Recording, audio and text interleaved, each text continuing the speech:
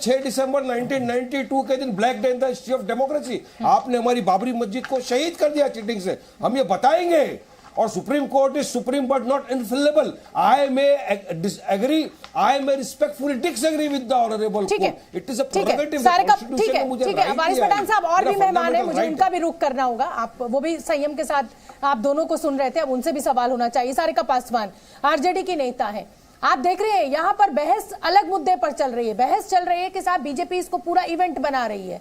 यह पूछा जा रहा है कि साहब मूर्ति जो है उसको क्यों बदला जा रहा है, और आप एक अलग ही सुर अलाप रहे हैं। आप कह रहे हैं कि साहब मुगल अच्छे थे, मुगलों ने तो जो सामान लूटा नहीं, जो था वो यहीं का यहीं रखा। तो आप इसको राम का विरोध करते करते आप मुगलों का साथ देने लगे, उस शासनकाल को याद करने लगे जिस समय बहुत अत्याचार हुआ एक कम्युनिटी खास के ऊपर।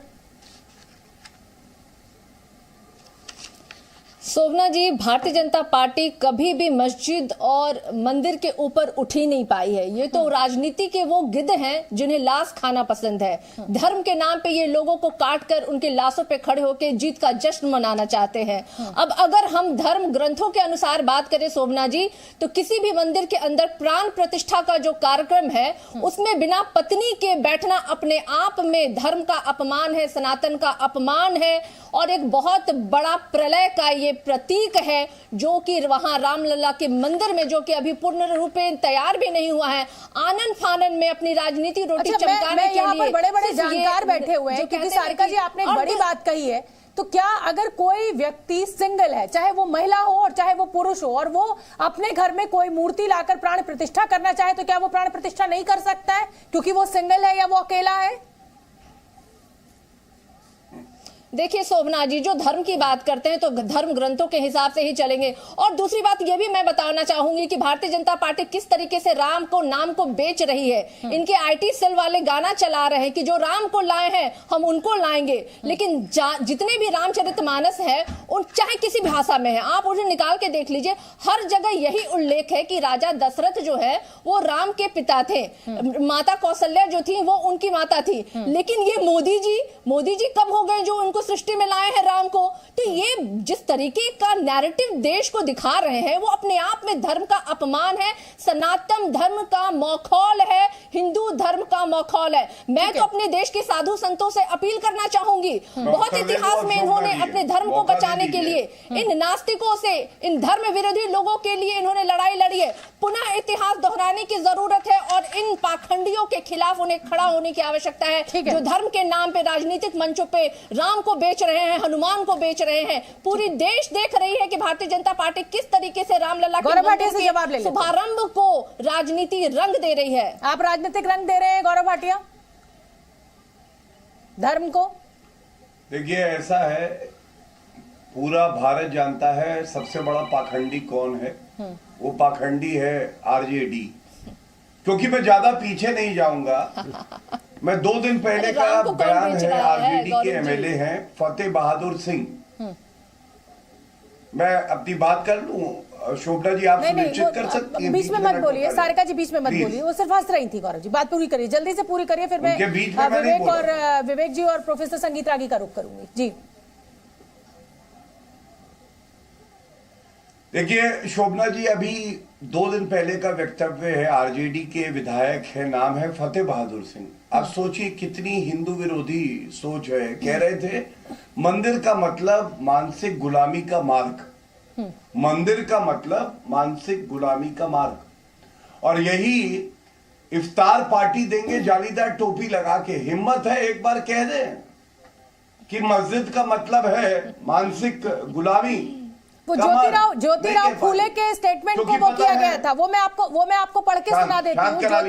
ज्योतिराव फूले का वो स्टेटमेंट था, उसमें कहा गया था कि मंदिर की जब घंटी बजती है, एक मिनट गौरव भाटिया, वो ज्योतिराव फूले ने कहा था मंदिर की जब घंटी बजती है तो हमें संदेश देती है कि हम धर्म अंधविश्वास की ओर बढ़ रहे हैं। वहीं जब स्कूल की घंटी बजती है तो ये संदेश देती है कि हम तर्कपूर्ण ज्ञान और वैज्ञानिकता की ओर बढ़ रहे हैं।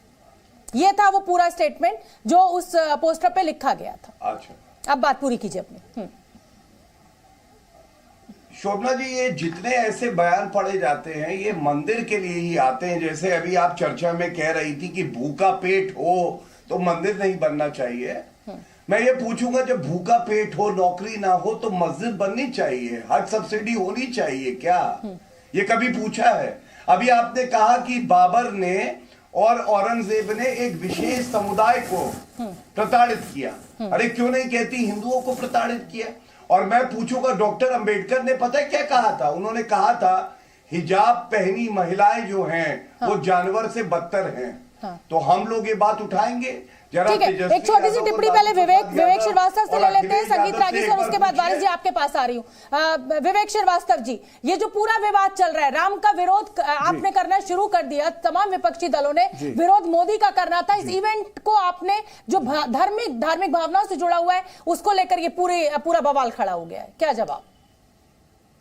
देखिए, हम लोगों का बाइकॉट है इस इवेंट का, क्योंकि ये एक पॉलिटिकल इवेंट है, धार्मिक इवेंट नहीं है। बड़ी क्लियर है, ये स्टैंड है लेफ्ट की पार्टीज का कि ये इवेंट पॉलिटिकल है। ऑनरेबल शंकराचार्य ने कहा, और मैं कोट कर देता हूं, कि भाई रामनवमी के दिन इनॉग्रेशन हो सकता था, वो जो सही उनके हिसाब से थी तिथि, लेकिन क्योंकि 2024 के इलेक्शंस आ रहे हैं इसलिए इवेंट को प्रीपोन किया गया और ये दिखाया गया कि ये साहब prime minister, honourable prime minister of India का एक पर्सनल इवेंट है। इस तरीके से इसको पेश किया जा रहा है। इस मुद्दे की जो लड़ाई थी दो पक्षों के अंदर, वो कोर्ट में थी, तो किसी भी पॉलिटिकल पार्टी का या संगठन का एक श्रेय लेना गलत है, कॉन्स्टिट्यूशनली गलत है।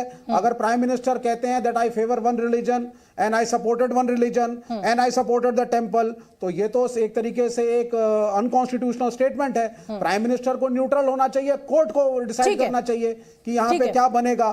तो ये इस तरीके से जो पॉलिटिकल इवेंट है इसका हम बाइकआउट कर रहे हैं, ये पहली चीज है। जब मंदिर जाएं, राम की पूजा जरूर करें, कोई मंदिर के खिलाफ नहीं है, राम के खिलाफ नहीं है। 23 को जाओ, 24 को जाओ, 25 को जाओ, रोज जाओ ना जाओ।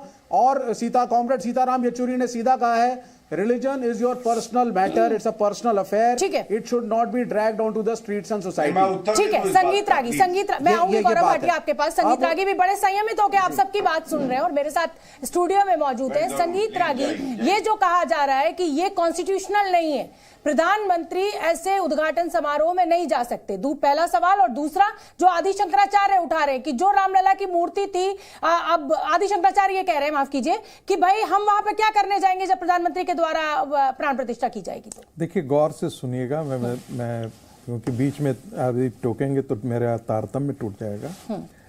पूरे राम मंदिर मूवमेंट के दरमियान एक शंकराचार्य जी थे, जो पुरी के शंकराचार्य जी स्वरूपानंद जी, वो द्वारका के शंकराचार्य जी, वो हमेशा कांग्रेस के साथ ही खड़े रहे थे। अब मैं उन विवादों में नहीं जाना चाहता। इस देश में एक ही शंकराचार्य नहीं है, और भी शंकराचार्य हैं, और 6000 में जो लोग बुलाए गए हैं उनमें 4000 बड़े साधु संत और इंक्लूडिंग शंकराचार्य आए हैं। ठीक है, सारे मठों के, सारे संप्रदायों के हैं, और उन सबों को ये मानना है किसी एक सुब्रमण्यम स्वामी या किसी एक व्यक्ति के कह देने से नहीं होता है कि वो योग्य नहीं है, उनको होना नहीं चाहिए। सबों ने, किसी ने नहीं उठाया है, प्रश्न उठाया है। एक प्रश्न अपवाद को कोई नियम के तौर पर बहुत ज्यादा उसको डिस्कशन का बिंदु नहीं बनना चाहिए।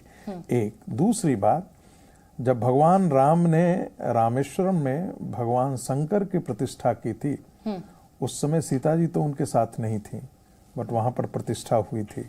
भगवान जिसे आप रामेश्वरम में आप भी जाते हैं, हम भी वहां से होकर के लौटे हैं। तीसरी बात, ये साधुओं पर छोड़ देना चाहिए, ये सन्यासियों पर छोड़ देना चाहिए, योग्य हैं नहीं योग्य हैं।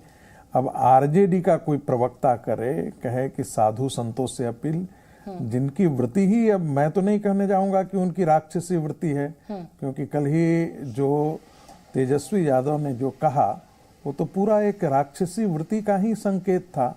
जो पार्टी चारा जैसे घोटाले करती हो, जिस परिवार में सारे घोटालेबाज हो नीचे से ऊपर तक, वो पार्टी संस्कार, नैतिकता और मूल्य की बात करे तो थोड़ा ऐसा लगता है कि जो दानव जो है वो वेद पाठ के लिए, मंत्रोच्चार के लिए जो है वो आपको सजेशन दे रहा हो। एक बात और, भगवान राम का मंदिर जो है राम मर्यादा पुरुषोत्तम है, और सिर्फ वो मर्यादा पुरुषोत्तम नहीं है, भगवान राम भारत की सभ्यता, संस्कृति, राष्ट्रीयता के प्रतीक बिंदु हैं, वो मान बिंदु हैं। वो जिस प्रकार से प्रॉफेट मोहम्मद जो हैं वो मक्का के लिए हैं, उसी प्रकार से भगवान राम भारत की सभ्यता और संस्कृति के प्रतीक पुरुष हैं। ठीक है। वो राष्ट्रीय 10 सेकंड अपनी बात में हमको मत दीजिएगा। 500 साल पहले एक बर्बर इस्लामिक आतंकवादी आया था इस देश में। उसने भगवान राम की मूर्ति को तोड़ा था, मंदिर को तोड़ा था, उस पर मस्जिद खड़ा किया था। उसको तोड़ करके वहां पर 500 साल बाद मंदिर का उद्धार किया जा रहा है। इसीलिए वहां पर एक भव्य प्रतिमा की आवश्यकता थी।